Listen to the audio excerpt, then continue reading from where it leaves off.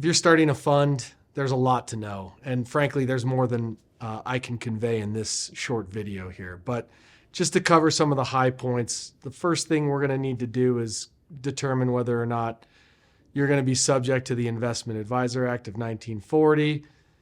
Are we going to have to register as an investment advisor? Is there an exemption for you that's applicable? So there's a little bit of an analysis to determine what to do on the investment advisor piece of it. The next piece, we're going to try to understand the fund features, so to speak.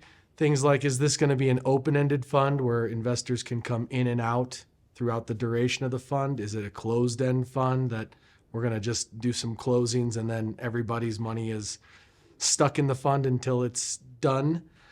We're going to talk about management fees, whether there's going to be carried interests, how the offering term is going to go, how long you're going to have to deploy investor capital, a whole bunch of different features to kind of customize the fund to your liking. The next thing we're going to need to do is determine the Investment Company Act compliance. How is this fund going to comply? Are you going to have fewer than 100 beneficial owners? Are you going to be exclusively selling to qualified purchasers?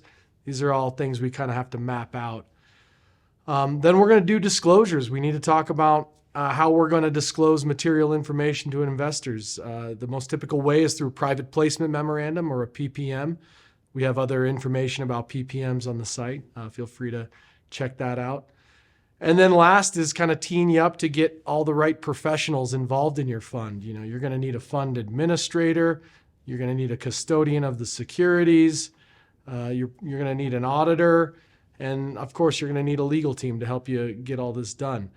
If you're thinking about starting a fund, we'd love to help you. Give us a call and see if we can help.